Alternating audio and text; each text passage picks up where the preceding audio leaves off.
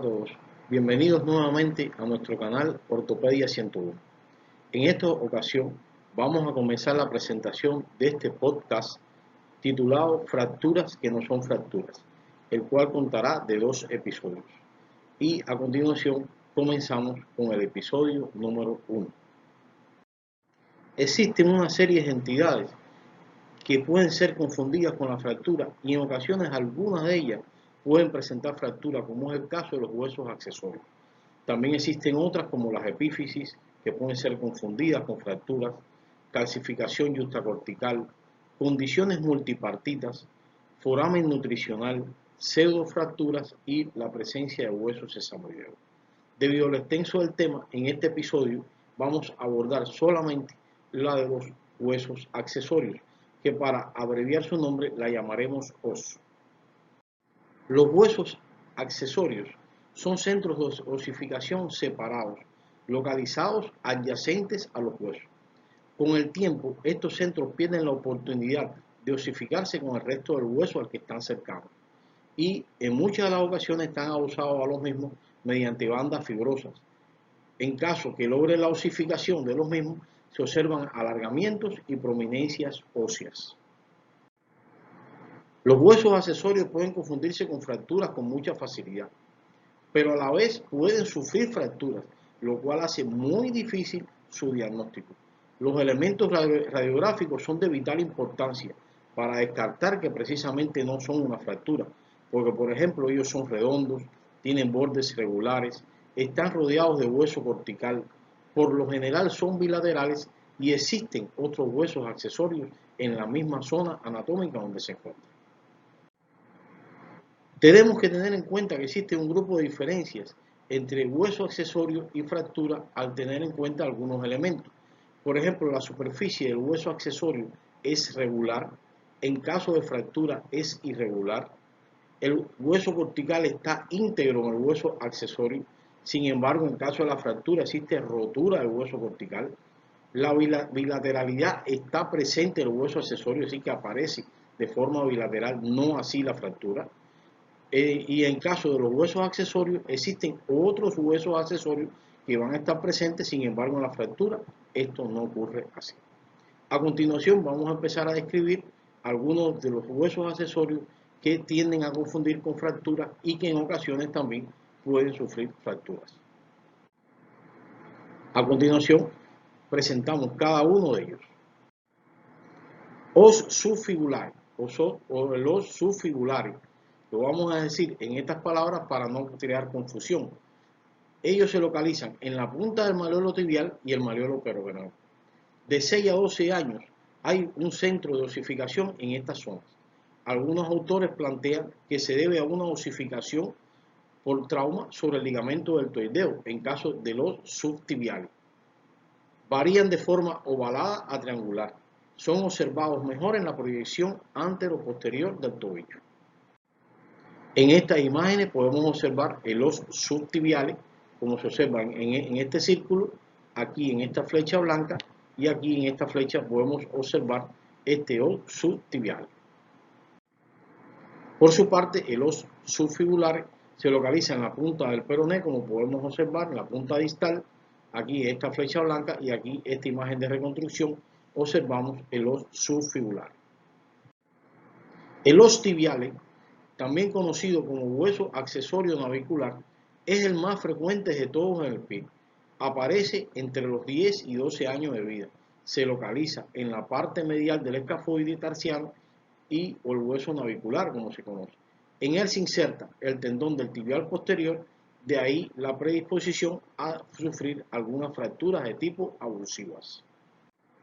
Aquí en esta imagen podemos observar en este círculo verde cómo se encuentra el os tibiale y en este círculo amarillo cómo se observa el os tibiale, que como podemos apreciar es bilateral, que es característico de los huesos accesorios. El os trígono se localiza en la parte posterior del astrálago. Está presente aproximadamente en el 15% de la población. En ocasiones, el tubérculo lateral del proceso posterior del astrálago forma parte de este centro de osificación. Pueden ser de pequeño o gran tamaño, en dependencia, y la fractura del os trígono lo que se conoce como tubérculo lateral, fue descrita por primera vez por Shepherd en el año 1882. Todo paciente que realice actividad en puntilla, como por ejemplo los bailarines, tienen una gran predisposición a padecer de dolor en esta zona o de fractura de los trigotos. En esta imagen podemos apreciar flecha blanca, la presencia de los trigotos. Como ven, los bordes son regulares, redondeados, conserva la cortical, igualmente en este caso, que es lo que lo diferencia de las fracturas propiamente dicho. El os vesalium, por su parte, se localiza en la parte proximal lateral de la base del quinto metatarsiano. Se confunde mucho con la fractura de la base del quinto metatarsiano y las epifisiólisis que asientan en esa zona. Se sitúa en la base del mismo, dentro del tendón peroneo lateral corto. En algunas ocasiones puede ser sintomático y requerir de su exéresis, aunque es raro, también se puede observar en el quinto metacarpiano, es decir, en la mano. Aquí tenemos un ejemplo, unas imágenes donde se observa el os vesalium, también conocido como os versalis, que se pueden apreciar en esta diapositiva. El os calcáneo secundarius es pequeño, irregular, se localiza en la parte anterior y superior del calcáneo, adyacente al astrálago y escafoide tarsiano. Puede estar presente en un 5% de la población.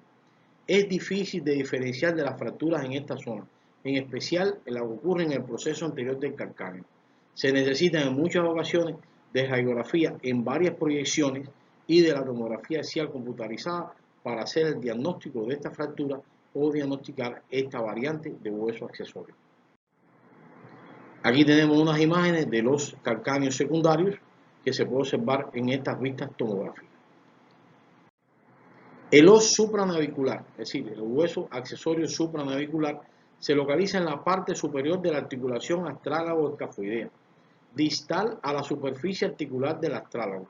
Se detecta en menos del 1% de la población. Es relativamente frecuente y se observa mejor en la vista lateral del tobillo. Se puede confundir con la fractura de escafoide tarsiano y el astrálago. Aquí podemos observar la presencia del os supranavicular en estas imágenes que podemos apreciar en una vista lateral del tobillo. Por su parte, el os supratalares o el hueso accesorio supratalar es por lo general pequeño, redondo y se localiza arriba de la cabeza del astrálago. Tiene una incidencia del 0,2 al 2,4% de la población, es por lo general asintomático y también se observa mejor en la vista lateral. Y su principal diferencia con el os supranavicular es que el cual se localiza entre el astrálago y el escafoide, este hueso, no así el supratalares, que se localiza precisamente arriba de la cabeza del astrálago. Como podemos observar en estas imágenes, aquí está el os supratalares. Por su parte, el os peroneum se localiza en el peroneo lateral largo, en su parte plantar, entre el calcáneo y el cuboide. Puede tener de 2 a 3 centros de osificación, dando el aspecto de bi o tripartito. Se observa aproximadamente en un 26% de los pies, extremadamente alta su incidencia, y tiene diferentes formas y tamaños. Es por lo general bilateral, se observa mejor en las vistas radiográficas laterales y las oblicuas. Este os peroneo puede estar involucrado en casos de pacientes con fractura, tenosinovitis y roturas tendinosas. En esta imagen podemos observar la presencia del os peroneo, aquí la vista lateral y aquí una vista oblicua donde podemos apreciar el mejor. El os intermetatarsium o hueso accesorio intermetatarsiano es un pequeño centro de osificación con apariencia de un metatarsiano rudimentario, localizado generalmente entre el primero y el segundo metatarsiano en su parte proximal. En algunas ocasiones este hueso accesorio puede causar dolor dorsal del pie. La clasificación puede ser como un cuerpo libre, articulado y fusionado. Se puede confundir con una fractura del primer metatarsiano. Aquí tenemos una imagen de los intermetatarsianos que se puede observar aquí en el círculo amarillo y aquí en el círculo rojo. El os intercuneiforme es una pequeña osificación localizada en el dorso del pie, entre el aspecto proximal del primero y segundo huesos cuneiformes del pie. La tomografía axial computarizada es de gran ayuda para el diagnóstico específicamente de la presencia de este hueso accesorio. Aquí tenemos unas imágenes tomográficas donde podemos ver el os intercuneiforme. Aquí en esta imagen, aquí la flecha azul, flecha blanca, lo cual nos señala la presencia de este hueso accesorio. El os cuboideo secundario es más raro y se localiza entre el escafoide tarsiano astrálago y cuboide, inferior al margen posterior del cuboide y margen anterior del calcáneo. El primer reporte de este hueso accesorio fue realizado en el año 1896 por Fincher. La incidencia es desconocida porque es realmente una presencia de hueso accesorio muy infrecuente. En ocasiones se puede detectar una masa palpable, firme e inmóvil en la planta del pie. Su tamaño puede ser de 20 a 30 milímetros y puede desplazar el músculo abductor del primer dedo y elevar la fascia plantar. Aquí podemos observar la presencia del hueso accesorio cuboideo secundario, que se puede observar aquí en las flechas blancas en estas imágenes. Aquí la imagen tomográfica también hace referencia a este hueso accesorio. El os acetabular. La apariencia radiográfica es la de un centro de osificación en la parte superior del borde lateral del acetábulo. En ocasiones es confundido con una fractura avulsiva del acetábulo y el síndrome fémoro-acetabular. Aquí en estas imágenes podemos observar cómo se encuentra el os acetabuli. Aquí se observa y aquí esta flecha amarilla. El os triangulare, por su parte, es un hueso accesorio localizado por debajo del esteroide cubital. También es conocido como hueso accesorio intermedio antebraquial o hueso triquetum secundario. En ocasiones se confunde con una fractura avulsiva del esteroide cubital y con una masa calcificada.